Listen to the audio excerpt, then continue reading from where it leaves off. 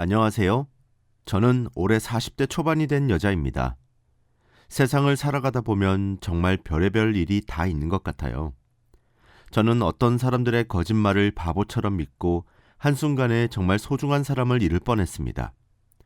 지금 생각해봐도 정말 소름이 돋고 어떻게 그렇게 잔인한 행동을 하는지 납득이 되지 않네요. 다들 저의 이야기를 들으시고 정말 기겁을 할지도 몰라요. 여러분들의 많은 조언과 충고 부탁드립니다. 저는 남편과 조금 늦은 나이에 결혼을 했어요. 제가 돈을 버는데 급급해서 일에만 집중을 하다 보니 사람을 만날 시간이 없더라고요. 주위에서는 한두 명씩 결혼을 하는데 저는 소식이 없었죠. 그래서 친구들이 남자를 소개시켜준다며 선자리를 주선해 주었지만 저는 그런 자리가 너무 부담스러웠어요. 남자는 자연스럽게 만나야 된다고 항상 생각해 왔기에 소개팅도 절대 나가지 않았죠. 부모님도 제가 결혼을 할 수 있을지 걱정하셨어요. 저는 결혼은 해도 그만 안 해도 그만이라고 생각했었고 평생 혼자 살아도 될 것 같았습니다. 혼자 있는 시간이 재밌고 남자를 사귀어도 시간이랑 돈만 낭비할 것 같은 기분이었거든요. 그래서 연애와 결혼에 대한 절박함이 없었습니다. 그런데 어느 날이었어요. 그날도 여느 때와 다름없이 회사에 출근을 해서 평범하게 일을 하고 있는데 다른 부서에 직원이 새로 들어왔습니다.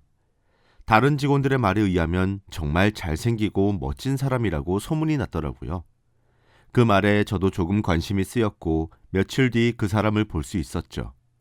그 남자는 소문처럼 정말 잘생기고 일도 잘했어요. 그리고 그 사람이 해외에 출장을 자주 가는 부서라 영어도 잘 쓰는데 멋있어 보이더군요. 무엇보다 제가 일을 하면 야근을 하는 날이 진짜 많은데 다른 직원들과 다르게 그 남자도 야근을 자주 했습니다. 그래서 항상 회사에 마지막으로 남아있는 사람이 그 남자와 저였고 저희는 그렇게 친해지게 되었죠. 저희는 생각보다 잘 맞았고 대화도 잘 통했습니다. 그러다 보니 저희는 급속도로 관계가 발전했고 연애도 금방 하게 되었죠. 저희의 사내 연애는 사람들에게 한동안 뜨거운 소식이었습니다. 저희가 사귄다는 말이 사람들의 귀에 들어가 한동안 사람들이 저와 남자친구를 보면 관심을 많이 가졌어요. 그래도 저희는 정말 오래 사귀었고 나이도 있다 보니 결혼 이야기도 오고 갔죠. 저와 남자친구는 둘 다 결혼할 생각이 있었어요. 평생 만날까 말까 하는 운명의 상대라고 서로 생각하고 있었거든요. 남자친구도 저와 같은 생각이었고 양가 부모님들도 저희의 결혼을 응원해 주셨기에 지체할 이유가 없었습니다. 저희는 자연스레 결혼을 하기로 했고 양가 부모님들을 뵈어 인사하는 자리를 가졌죠. 제가 남자친구네 집으로 가서 인사를 드리기로 한 날이었습니다. 남자친구네 어머니는 병으로 일찍 돌아가셔서 아버지 혼자 살고 계신다고 했어요. 그리고 남자친구는 형이 2명이나 있는 삼형제인데 2명의 형이 결혼을 해서 형님들도 있다고 합니다. 그래서 시아버님을 뵈러 가니 대개는 아주버님 2분과 미래의 제 형님들 2분이 계시더라고요. 온 가족이 다 같이 모인 기분이 나니까 벌써 결혼한 기분이 들었습니다. 그렇다 보니 하루라도 빨리 결혼을 하고 싶었죠. 남자친구네 아버님은 정말 좋은 분처럼 보였고 저도 아버님의 친절에 많이 놀랐습니다. 그리고 형님들도 너무 좋아 보였고 아주버님도 남자친구를 아끼는 게 눈에 보였죠. 결혼을 하게 되면 행복한 가족이 될 것 같았습니다. 저희 집에 남자친구가 왔을 때도 저희 부모님은 굉장히 좋아하셨고 결혼도 당연히 허락하셨어요. 아무도 저희의 결혼에 반대를 하지도 않았고 저희는 많은 사람들의 축하 속에서 부부가 되었답니다. 저와 남편은 신혼집을 구해서 분가를 하게 되었어요. 그 순간 더할 나위 없이 행복했습니다. 그런데 남편의 일이 출장을 자주 가다 보니까 집을 떠나 있는 시간이 정말 많았어요. 한 달에 2주 이상은 집을 비우다 보니 신혼이 신혼 같지 않았죠. 그래도 저는 그럴수록 일에 더 집중을 하면서 남편을 기다렸습니다. 그렇다 보니 시간 가는 줄도 몰랐고 어느새 날짜를 보면 남편이 집에 오는 날이더라고요. 결혼 생활이 1년 정도 지났을 때였습니다. 저는 혼자 계시는 시아버지가 걱정이 되어서 자주 식사도 같이 하고 시댁에 가서 반찬도 놓고 오고 그래요. 그런데 그날은 남편과 함께 시댁으로 갔는데 큰 아주버님과 작은 아주버님 부부들이 다 모였더라고요. 그리고 시아버지가 저희 부부 보고 자리에 잠시 앉아보라고 하셨습니다. 무슨 중대하게 할 말이 있는 것처럼 보였고 저희는 영문도 모른 채 시아버지의 말에 귀를 기울였죠. 그런데 시아버지께서 의외의 말씀을 하셨습니다. 바로 지금 살고 있는 시아버지 집이 곧 재개발이 들어간다고 하셨어요. 그러면 공사 기간 동안 시아버지가 살 곳이 없어진다고 했는데 당분간만 살 곳을 구해야 한다고 했죠. 그러면서 첫째, 둘째, 셋째 집에서 누구 집이 가능하냐고 물으셨습니다. 갑작스러운 상황에 저희 모두가 당황했어요. 그런데 첫째 아주버님과 둘째 아주버님 댁은 전부 시아버지의 눈길을 피했습니다. 그러면서 핑계를 대기 시작했어요. 첫째 아주버님 댁의 아이가 곧 수능을 쳐서 안 된다고 했고 둘째 아주버님 댁은 곧 이사를 갈 거라는 거짓말을 했습니다. 그렇다 보니 자연스럽게 다들 저희 집을 쳐다보았죠. 솔직히 한 달에 몇 번 볼까 말까 한 남편인데 시아버지가 저희 집에 오시면 시아버지와 제가 둘이서 사는 거나 마찬가지 아니겠습니까? 저는 내키지 않았지만 아무도 시아버지를 돌보려고 하지 않으니 어쩔 수 없었죠. 그때 저희 남편이 시아버지께 다 같이 회의를 해보겠다고 했고 저희는 시아버지가 안 계시는 자리에서 이야기를 나누었습니다. 그런데 첫째 형님과 둘째 형님은 제 손을 잡으며 제발 시아버지를 모시고 살아달라고 대놓고 부탁하기 시작했어요. 너무 당당해서 제가 오히려 당황스러울 지경이었습니다. 저는 우선 그들의 이야기를 들어보고 싶었지만 형님 두 분은 남편들의 눈치를 살피며 나중에 말해주겠다고 하더라고요. 왠지 모르게 비밀스러운 이야기를 저에게 해주려고 하는 것 같았죠. 그리고 남편들과 함께 저희 6명은 오랜 시간 동안 이야기를 나누었지만 결론이 나지 않았고 해가 졌습니다. 다음날 출근을 해야 해서 저희는 우선 해산하기로 했죠. 시댁에서 6명 다 나와 집으로 가려고 했는데 그때 형님 두 분께서 저를 불렀습니다. 막내 동서, 오랜만에 여자들끼리 술 한잔 어때? 형님 두 분은 아까 말하지 못한 비밀 이야기를 해주려고 하는 것 같았고 저는 눈치껏 남편들을 먼저 보내고 술자리를 함께 했습니다. 형님들은 술에 조금 취해서 말씀을 하시더라고요. 그런데 형님들이 하시는 말씀은 바로 시아버지에 관련된 이야기였습니다. 왜 그들의 집에 시아버지를 모시고 싶지 않은지에 대해서 말이죠. 그런데 형님들께서 하시는 말씀은 정말 소름 돋고 충격적이었습니다. 바로 시아버지가 첫째, 둘째 형님들에게 입에 담을 수도 없는 짓들을 했었더라고요. 첫째 형님이 당한 건 이랬습니다. 제가 이 집에 들어오기 전 첫째 형님이 한동안 시아버지를 모시고 산 적이 있대요. 당연히 시아버지고 혼자 계시는 게 걱정이 되어 신혼이었음에도 불구하고 시아버지와 한동안 셋이서 살았다고 합니다. 그런데 화장실에 있는데 누군가 문을 열려고 했고 잠겨 있었기에 절대 못 여는 줄 알았는데 문을 열었다고 합니다. 그래서 결국 첫째 형님은 소리를 질렀고 시아버지는 놀란 척을 하며 문을 닫았다고 해요. 그날의 기억이 아직까지 트라우마로 남아서 첫째 형님네 집은 화장실이 이중으로 잠금되어 있다고 합니다.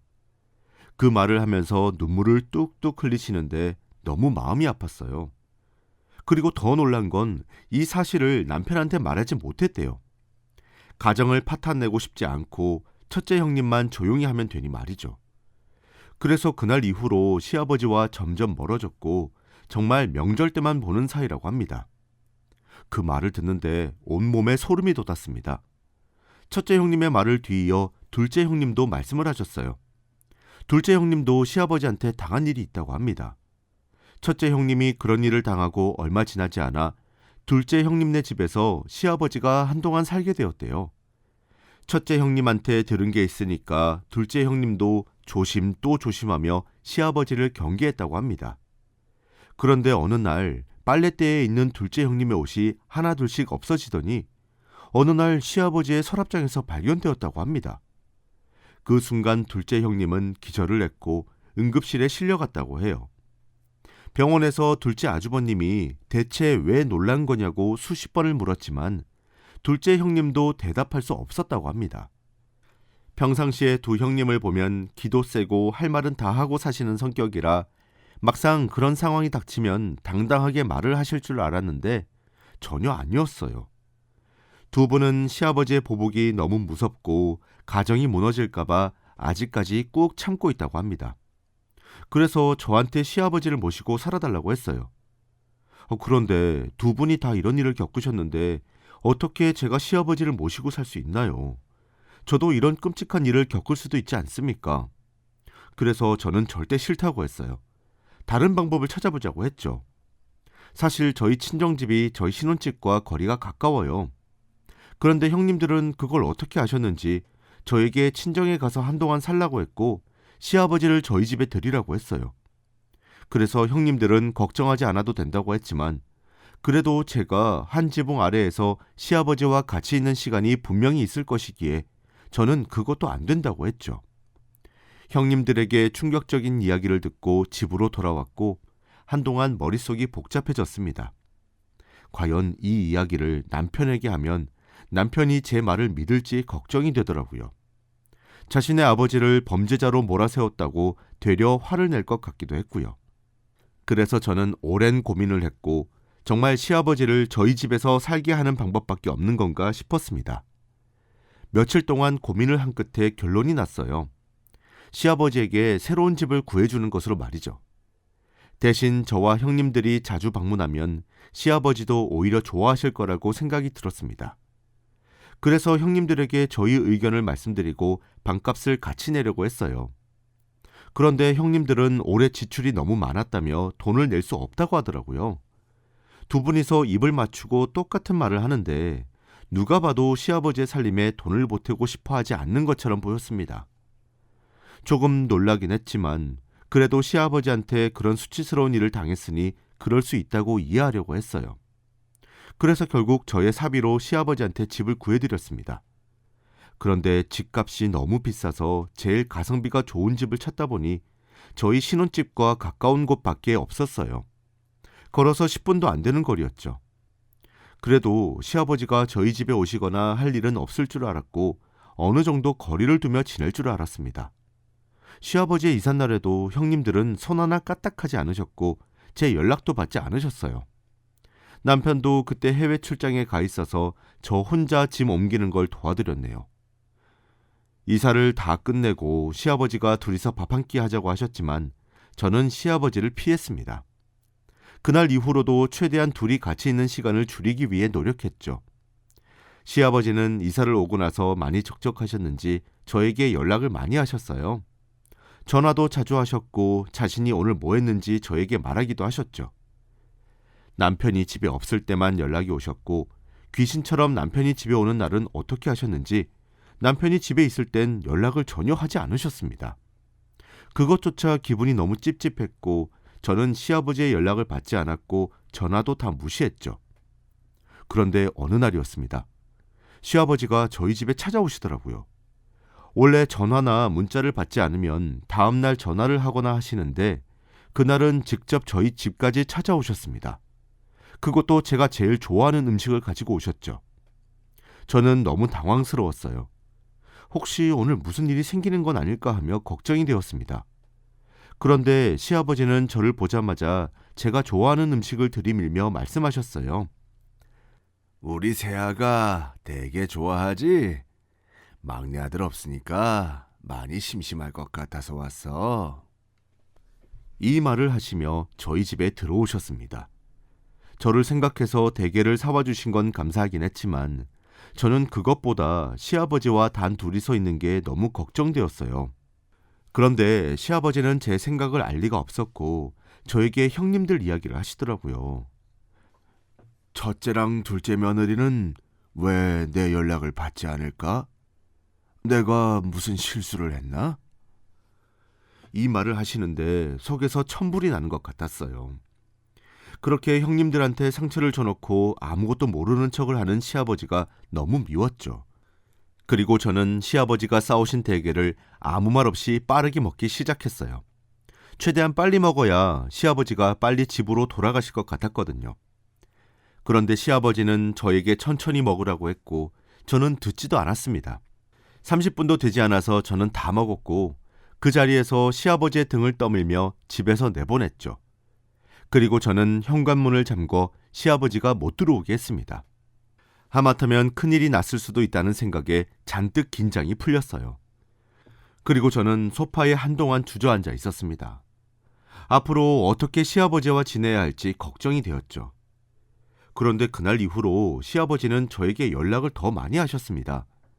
남편이 출장에 가서 집에 없는 시간에만 전화와 문자를 하셨죠. 그리고 저녁 시간이 되면 자연스럽게 저희 집으로 와 저와 함께 저녁밥을 먹었습니다. 식탁에 앉아 같이 밥을 먹으면 시아버지께서는 제 숟가락에 반찬을 올려주시기도 하고 저한테 요즘 힘든 건 없냐, 남편이 잘 해주냐 등등 고민들도 물어보시죠. 솔직히 저는 너무 부담스러웠고 제발 오늘은 아무 일도 일어나지 않고 시아버지가 집에 돌아가시기를 바랬어요. 그런데 귀신처럼 남편이 집에 오는 날은 어떻게 하셨는지 남편이 집에 오면 연락이 한 통도 오지 않으셨어요. 정말 소름이 돋았고 잘못하다가는 저도 큰일을 당할 수도 있겠다는 걱정이 생겼습니다. 하지만 시아버지가 저희 집에 오셔서 저녁밥을 같이 먹어도 무슨 일은 생기지 않았어요. 정말 밥만 드시다 가셨고 제가 얼른 시아버지를 보내고 싶은 걸 눈치를 채셨는지 금방 돌아가셨습니다. 그렇지만 그 당시에 저는 시아버지가 타이밍을 기다리고 있는 거라고 생각했어요.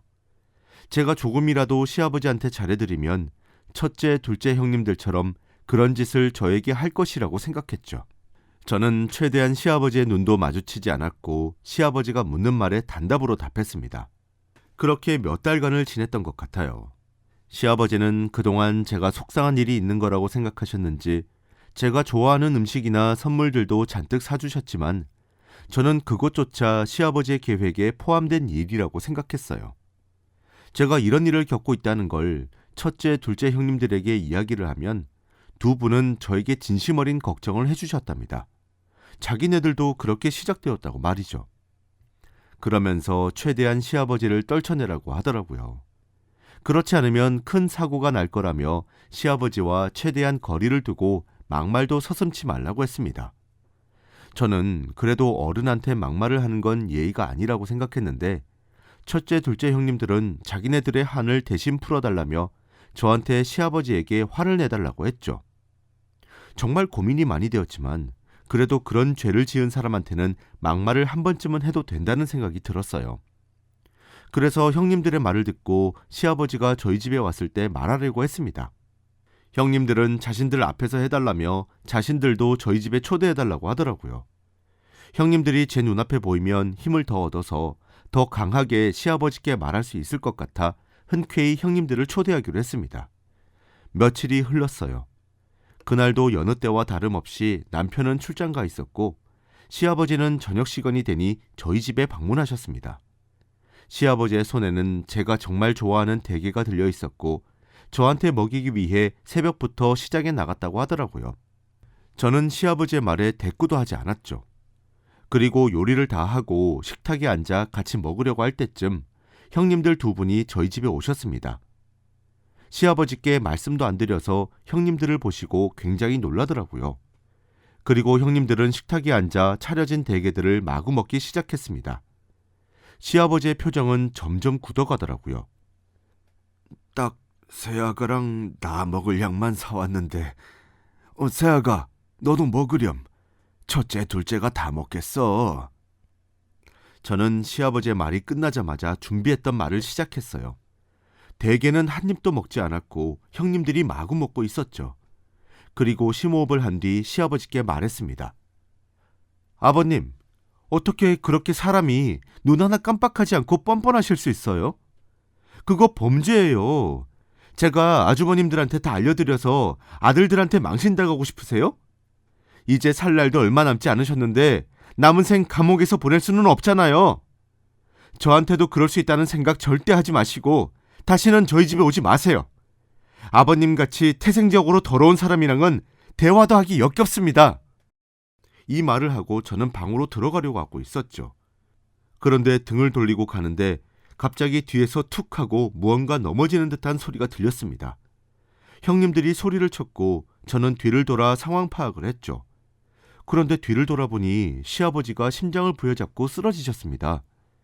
저는 너무 놀라서 온몸이 돌처럼 굳어버렸어요. 그 상황에서 형님들은 당장 119를 불러 병원으로 갔고 저 혼자 집에 남았죠. 그 순간 제가 시아버지한테 무슨 막말을 한 건지 다시 되새겨보며 죄책감에 시달리고 있었습니다. 제가 그 말을 하지 않았다면 시아버지가 쓰러지지 않았을 것 같았거든요. 저는 소파에 몇 시간을 앉아 생각에 빠졌어요. 잘못하다가 시아버지의 건강이 악화되면 어떻게 해야 하지 하면서 머릿속이 너무 복잡했죠. 그날 새벽에 형님들이 저희 집에 오셨어요. 제가 혼자서 외롭게 있을 것 같아 걱정이 되어 오셨다고 합니다. 형님들의 얼굴을 보니 눈물이 마구 쏟아졌고 저는 펑펑 울었어요. 형님들은 저를 위로해 주었고 저는 형님들의 보살핌 속에서 잠이 들었습니다. 울다 지쳐 잠이 들었고 눈을 떠보니 새벽인 것 같더라고요. 그리고 눈을 뜨자마자 시아버지가 생각이 났습니다. 과연 몸이 얼마나 안 좋은 건지, 왜 쓰러지신 건지 등등 막상 중요한 걸 형님들한테 물어보지 못했더라고요. 거실에서는 형님들이 대화를 나누는 듯한 소리가 들렸고 저는 침대에서 일어나 거실로 나가려고 했습니다.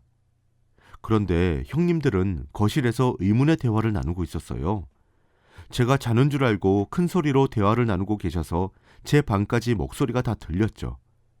그런데 형님들이 하시는 말씀은 정말 충격적이었습니다. 우리 남편이 그러는데 시아버님 재산이 어마무시하대. 시아버지가 막내한테 마음 상하게 해서 우리가 시아버지 재산 다 낚아채자. 셋이서 나누는 것보다는 둘이서 나누는 게 더 많이 가져가잖아. 그리고 병원 가보니 심장이 좀 안 좋으신 것 같던데 옆에서 병간호 해주는 척 며칠 고생하다가 재산 우리가 다 먹어버리자고. 아유, 그런데 막내 똥서 바보 같지 않니? 어떻게 우리 말을 그렇게 바로 믿어? 사람이 이래서 너무 착하면 안 돼. 나 아까 걔가 시아버지한테 말할 때 내가 다 무서웠다니까? 이 말을 듣는데 머릿속이 너무 복잡했습니다.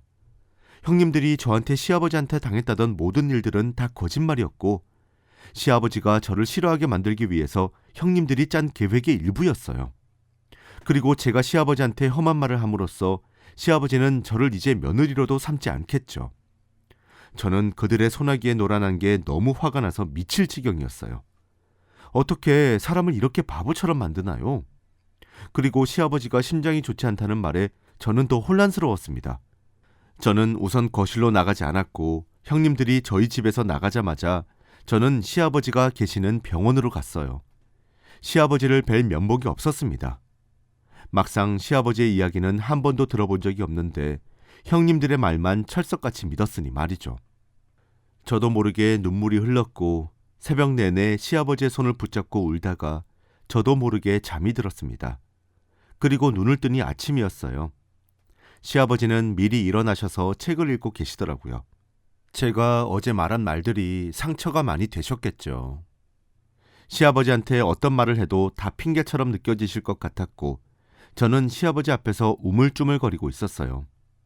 그런데 그때 형님들이 병문안을 오셨습니다. 양손 가득히 도시락을 싸들고 오셔서 시아버지께 애교를 잔뜩 피우더라고요. 그리고 저를 밀어내시며 저보고 막말을 하시기 시작하더라고요. 어제 시아버지한테 그런 막말을 해놓고 어디서 여길 제 발로 찾아와? 당장 안 나가? 네 얼굴 보다가 시아버지 다시 쓰러지시면 어떡해? 형님들의 태도가 한순간에 바뀐 걸 보고 아무 말도 할 수 없었어요. 정말 독하고 잔인한 사람들이라는 걸 그때 깨달았습니다. 하지만 시아버지는 이미 저한테 마음이 상하신 것 같았고 저는 드릴 말씀이 없었어요. 지금 여기서 제가 무슨 말을 해도 믿어주지 않을 거라고 생각했죠. 저는 그 상태로 병원에서 나갔고 집으로 돌아갔습니다. 회사는 월차를 내고 한동안 쉬기로 했어요. 남편한테는 말도 못 꺼냈고 저는 집에서 하루 종일 멍하니 앉아 있었습니다. 그리고 오랜 고민 끝에 시아버지께 문자를 남겼어요. 드릴 이야기가 있으니 퇴원을 하시고 한 번만 만나달라고 말이죠. 저는 그 문자를 보내고 며칠 뒤 누군가 저희 집에 왔습니다. 시아버지인 줄 알고 급하게 현관문으로 가 문을 열었는데 저희 집에 온 사람은 바로 형님들이었죠. 놀란 제 표정을 보고 형님들은 비웃기 시작했습니다.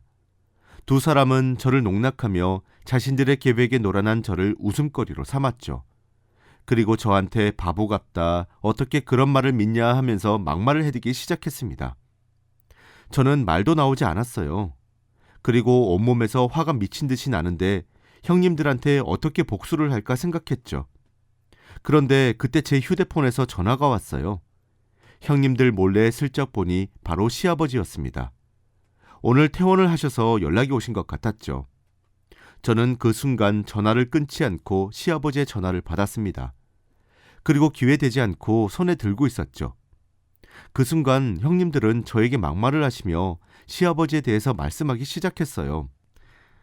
우리가 정말 시아버지한테 그런 일을 당했을 것 같니? 그냥 우리는 시아버지의 재산이 탐나서 장난친 건데 네가 그 말을 듣고 바보같이 믿어버린 거잖아. 넌 어차피 시아버지가 며느리로도 삼지 않을 거니 재산은 꿈도 꾸지 마. 우리가 시아버지 재산 다 먹을 거야. 병간호 하느라 우리가 얼마나 힘들었는 줄 아니?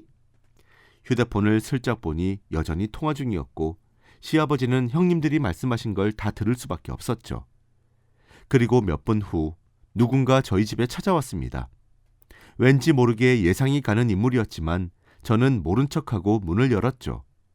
역시나 제가 예상한 대로 시아버지였습니다. 시아버지는 휴대폰을 귀에 대며 형님들을 쳐다보았죠. 그리고 저와 통화를 하고 있다는 걸 형님들한테 보여주었습니다. 형님들은 몇 분간 아무 말도 하지 못하다가 상황 파악이 되었는지 무릎을 꿇고 시아버지한테 싹싹 빌기 시작했죠. 잘못 들은 거라고, 막내 동서가 말한 거라고 거짓말을 치더라고요. 당연히 시아버지는 믿지 않았고 저한테 자세한 설명을 부탁하셨습니다. 저는 형님들이 시아버지에 대해 어떻게 말하고 다녔는지, 그리고 저한테 뭘 부탁했는지 등등 처음부터 끝까지 하나도 빠뜨리지 않고 다 말했어요.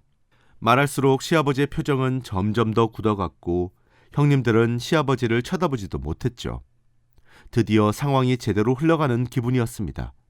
요 며칠간 가슴이 너무 답답하고 한이 잔뜩 맺힌 기분이었는데 타이밍 좋게 시아버지에게 모든 걸 다 말씀드릴 수 있게 되어 다행이었죠. 그리고 시아버지는 휴대폰을 드시더니 어딘가로 전화를 했고 그곳은 바로 경찰서였어요. 당장 형님들을 명예훼손죄로 잡아가 달라고 했죠. 시아버지의 그런 행동력에 감탄했습니다. 형님들은 경찰만은 안 된다며 소리쳤지만 시아버지는 귓등으로도 듣지 않았죠. 그리고 몇 분 뒤 경찰이 와 연행에 갔습니다. 저와 시아버지는 조사를 받으러 경찰서로 갔죠. 그런데 더 놀라운 건 조사 과정에서 알게 된 사실이었어요. 두 형님은 오래전에 사기 전과가 있었습니다.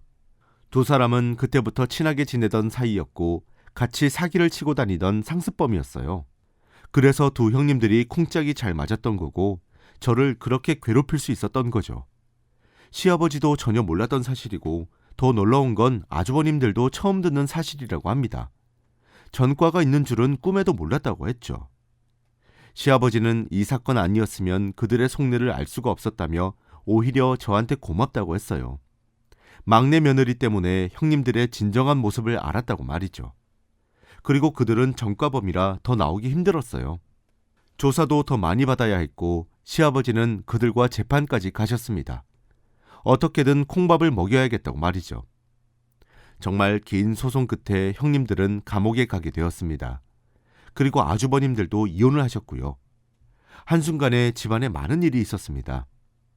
재판이 끝난 날 아주버님들과 저와 남편 그리고 시아버지는 한자리에 모여 이야기를 나누었어요. 시아버지는 뜻밖의 이야기를 하셨습니다. 우리 막내 며느리 덕분에 집안의 검은 악기들을 물리칠 수 있었구나. 난 이제 여한이 없다. 시아버지는 심장이 좋지 않은 게 최근 들어 스트레스를 많이 받으셔서 더 악화되었다고 해요. 그래서 살 날이 얼마 남지 않은 것 같다고 하셨습니다. 저희는 시아버지의 말에 할 말을 잃었어요. 시아버지한테 정말 해드리고 싶은 것도 많고 그동안 마음만 상하게 한 것 같아서 너무 죄송스럽더라고요. 저는 남은 생이라도 시아버지한테 최대한 잘했어요. 그래도 제가 잘못한 건 다 용서가 되지는 않겠지만 그래도 이렇게라도 하지 않으면 정말 힘들 것 같더라고요. 남편도 제 이야기를 다 듣고 저를 이해해 주었습니다. 시아버지도 저한테 미안해하지 않아도 된다고 하셨지만 뜻대로 되지 않았죠. 그리고 저는 시아버지와 많은 추억을 쌓기 위해 노력했어요. 거의 매일같이 시댁으로 가 저녁밥을 같이 먹고 주말엔 항상 시아버지와 놀았습니다. 남편이 질투까지 할 정도로 말이죠. 그리고 항상 연락도 자주 드렸어요. 시아버지가 웃기만 한다면 저는 더한 것도 할 수 있었습니다.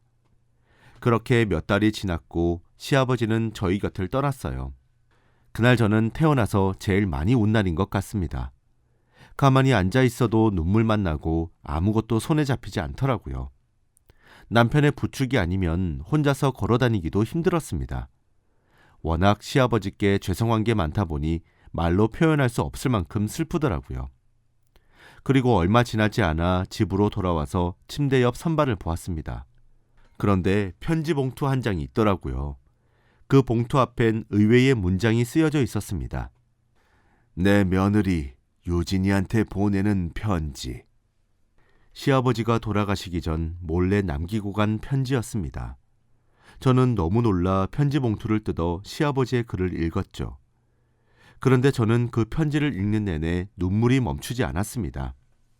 시아버지가 그동안 왜 저희 집에 자주 놀러 오시고 왜 저에게 유독 연락을 많이 하셨는지 쓰여져 있었거든요. 바로 제가 남편과 떨어져 사니까 외로울까봐 그랬다고 해요. 그래서 외롭고 쓸쓸해 보여서 시아버지가 제 옆에서 말동무를 해주신 겁니다. 제가 시아버지한테 딱딱하게 구는 걸 시아버지는 제가 많이 외로워서 그런 줄 알았대요. 그래서 일부러 새벽에 시장에 나가서 제가 좋아하는 대게도 사오시고 말도 많이 거시면서 저의 고민도 들어주신 거죠. 어떻게 이런 시아버지가 있을 수 있나요? 전 그것도 모르고 시아버지를 나쁜 사람이라고 생각했으니 정말 천벌을 받아도 싼 여자입니다. 시아버지는 저보고 죄책감을 가지지 말라고 했고 평생 남편과 행복하게 살라고 했어요. 자신은 다 괜찮고 다 이해한다며 말이죠. 그리고 마지막으로 시아버지는 저에게 아주 큰 선물을 남기고 가셨습니다. 바로 시아버지의 유산이었어요. 저에게 전부 다 상속하셨습니다. 저는 이 사실이 믿기지 않았고 도저히 받을 수 없었어요. 제가 최대한 상속받지 않겠다고 우겼지만 남편과 아주버님들은 아버지의 말을 따라야 한다고 했죠. 저는 어쩔 수 없이 그 큰 돈을 받았고 몇 년이 지난 지금까지 단 한 푼도 쓰지 않고 있습니다. 시아버지가 그 돈을 어떻게 버셨는데 제가 쓸 수 있나요? 너무 아까워서 손도 대지 못하고 있습니다. 저는 이렇게 시아버지를 보내드리고 다시 일상으로 돌아왔어요. 남편은 저 혼자 집에 있는 게 걱정이 된다며 집에서 출퇴근을 해도 되는 부서로 바꿨고 이제 출장도 자주 가지 않아요. 그래서 저희는 이제서야 신혼부부 같습니다. 얼마나 행복한지 몰라요. 그리고 아주버님들은 아내들한테 그렇게 배신당하시고 지금은 행복한 인생을 살고 계십니다. 다른 여자분들도 만나고 자식들도 너무 사랑하시고 말이죠. 저도 다시 회사로 출근을 하면서 시아버지가 없는 인생에 적응하고 있어요. 늘 시아버지가 보고 싶지만 그래도 꾹 참고 있습니다. 나중에 꼭 다시 만나고 싶어요. 여러분은 저 같은 일을 겪지 마시고 행복했으면 좋겠습니다. 저의 이야기는 여기까지예요. 들어주셔서 감사합니다.